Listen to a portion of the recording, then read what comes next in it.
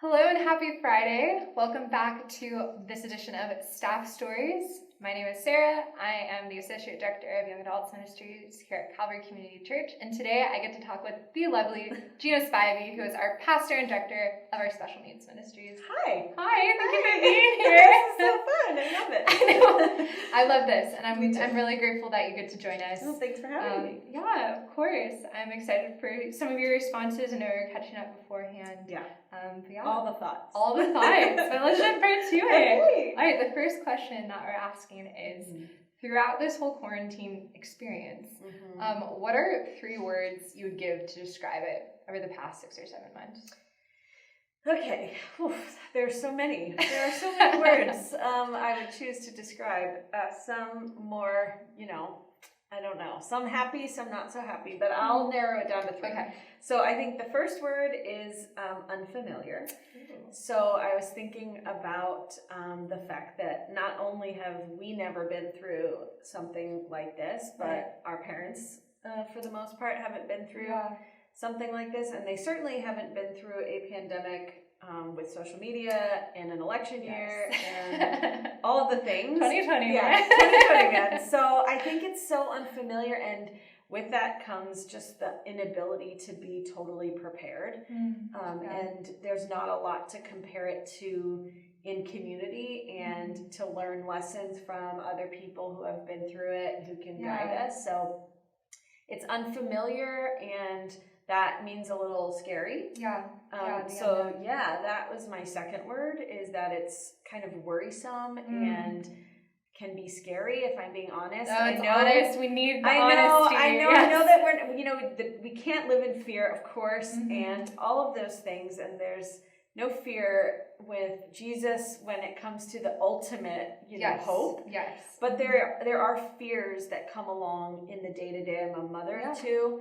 I fear for their development. I fear for their friendship, for their health, for this world, for just all of it. And so there's a lot of that comes with it. And then the third thing is refining. So yes, that's one of my words. I love it. Unpack that. And now I can. That's my word. No, I'm sure you have a great explanation. So I think because of all that, we talked also about fatigue. That's another, thing that I feel worried and fatigued and unfamiliar. Yeah. And it is so refining because it's a fire that we can't really get out of. Yeah. Right now, there's not a clear end in sight, and so we have to sit in it. Yeah. And we can't really escape it in a way that we have gotten so good at escaping things that we don't want to deal with. And this is something that we have to just experience. Right. And we have to walk through it, and there's a refining that comes with that fire of, you can't get to the other side except through it. And what are you going to do with this opportunity, and how is it going to make you better, and how is it going to draw you closer to the Lord, and how is it going to strengthen so many things? But it doesn't mean that the day-to-day isn't hard. It is. So, those are my 3 words. I think that's a really balanced assessment. No, I love that you went there. It's also because that's how I go from minute to minute. I'm like, it's going to be fine. It's It's awful. It's going to be fine. This is the worst thing ever. But I think it's comforting, and as a community, whether in the community of believers or those who are walking in the world going, oh my gosh, what hope do we have? And what is it actually like to follow Jesus through something like this? Because that's very real. And I think too, my kids go to public school and they play sports, and so we're very engaged in the Conejo Valley outside of the body of believers. And I actually think it's really powerful.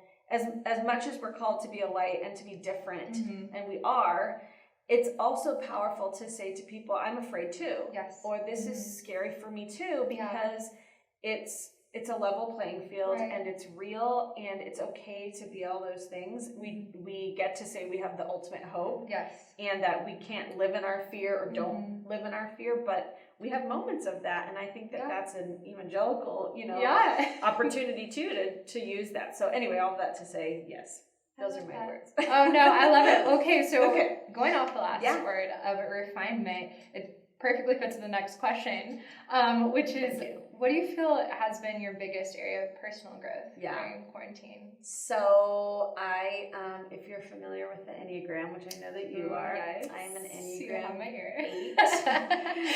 Yes, you have. So, and little fun fact, Enneagram 8, women who are the Enneagram 8 are the most misunderstood and least liked Enneagram. Really? Yes. Wait, okay, can you unpack what an Enneagram 8 is for people who don't know what your number means? Gosh, how do you unpack with an Enneagram? Okay, so it's basically a personality assessment that's sort of rooted in a Christian worldview.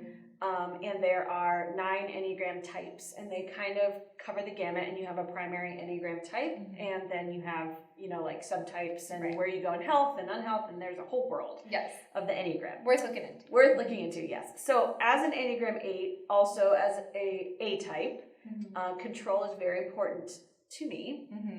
And I was joking with friends last night that I've never joined something and not been the president of it within a year. That's president of the PTA, president of the school board. Like, it's just how I'm wired, which is not a good thing.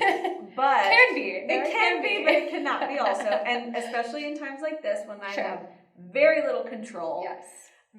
That has been the hardest and the most refining part for me, because there's some freedom and a vulnerability that I tend to reject wherever I can, that comes at me in this season in a way that I can't really reject it. The vulnerability is just there. And the control is not. And so that's been really powerful for me to sit back and say, like, Gina, it's really not about you, and you really can't fix this, and you really can't, manipulate it. Not manipulate in a bad way, but you can't make it what you think it should be or what you want it to be. And as hard as that's been, and as there's been a lot of growing pains in that, I definitely feel like I'm coming out with some lessons about what it means to take a deep breath and not always have to charge at 100% into something. So so that's, I think, been my biggest area of growth. A lot of tears through the lack of control. I feel you. I'm a 2, which means I want to help everyone and help people like you, but the control thing is very big. It's rough. And you come out recharged when you're able to say, no, it's okay. And then go into something with a little bit more. I'm also an extrovert. So that's also... I respect that. So I have two strikes against me in a quarantine, but that's okay.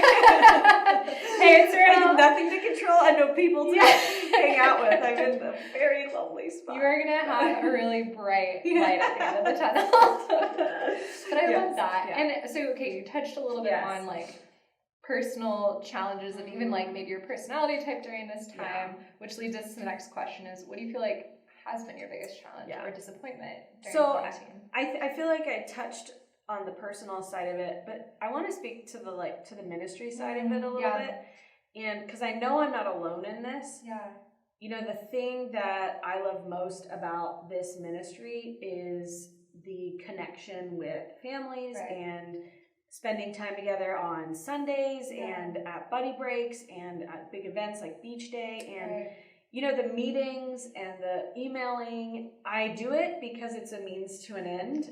And I have an administrative, I can do it, but it's not where I find joy. And I always said that, thank God for Sundays, because it's those 2 services on Sundays, like someone's putting gas in my tank.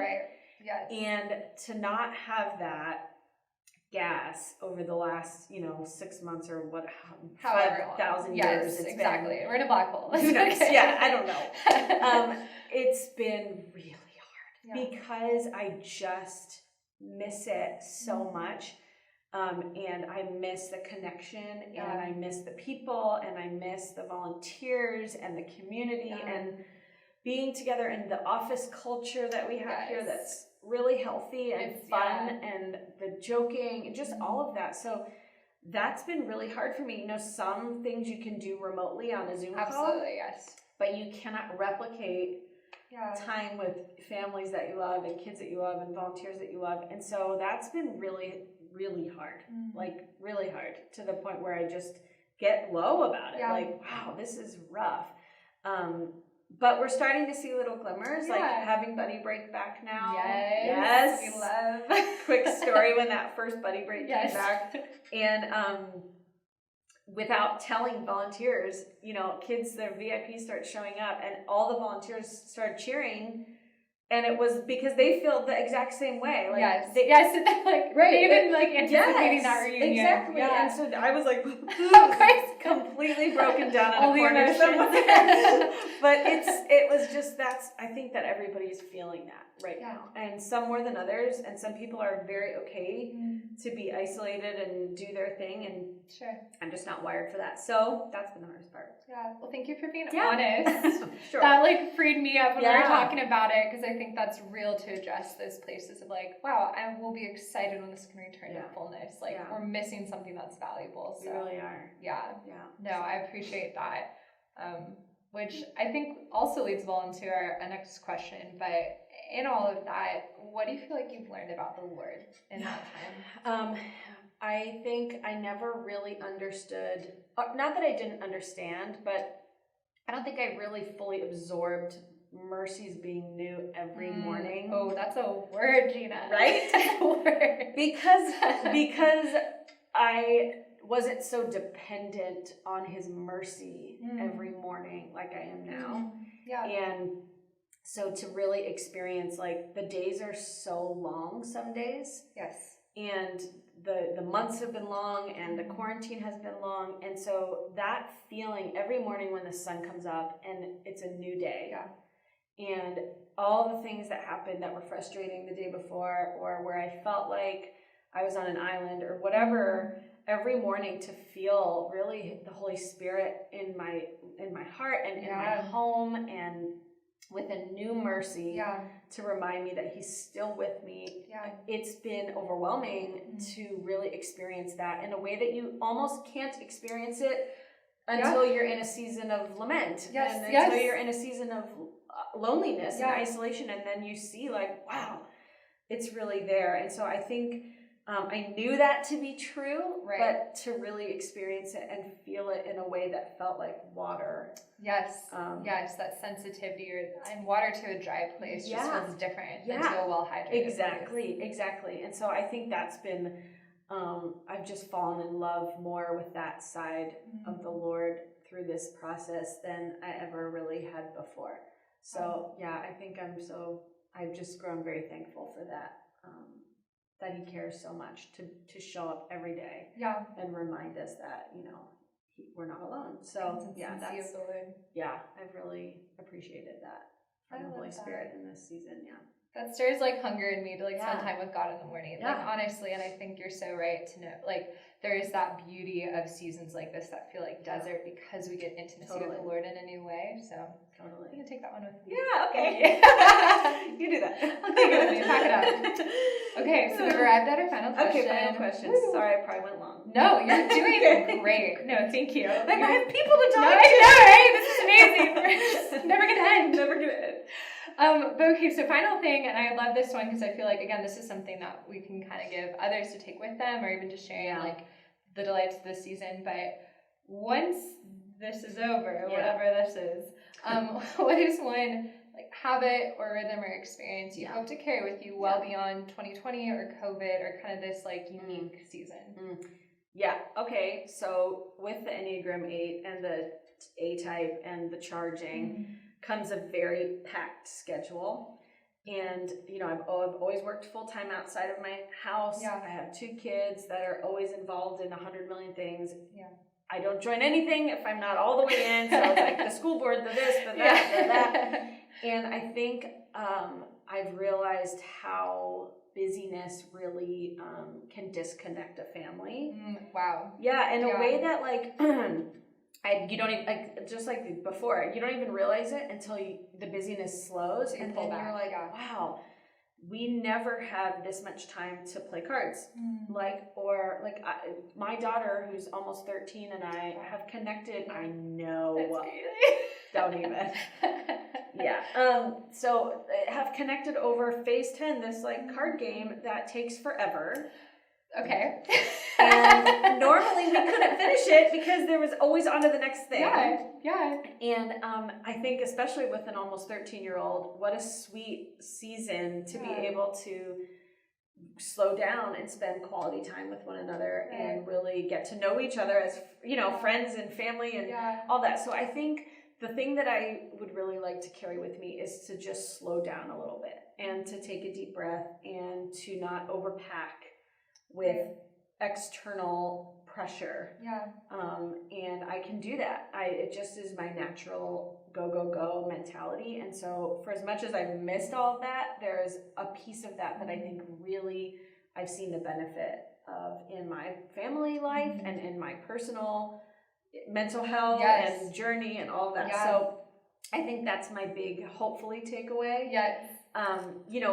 We've always valued family dinner. I'm Italian. We connect over food. We love. You're sad, you eat. You're angry, you eat. You're happy, you eat. Whatever, you eat. So we've always had meals together. That's never been an issue. But I think that after the dinner time together as a family has been something that I hope to continue after the quarantine. So I love that. Yeah, that's wonderful. I believe in you. I believe it can happen. Thank you. Fingers crossed. Yes, it's savoring that for I have to quit a couple of boards first. But sorry, guys. This is your heads up. I resign. No, yes. Well, as long as we get to keep you. I'm not going anywhere. I'm happy. And Gina, thank you so much for you, talking. Sarah. This has been really refreshing. So cool. Thanks. Yes. Love you guys. Bye, guys. See you next week. Take care.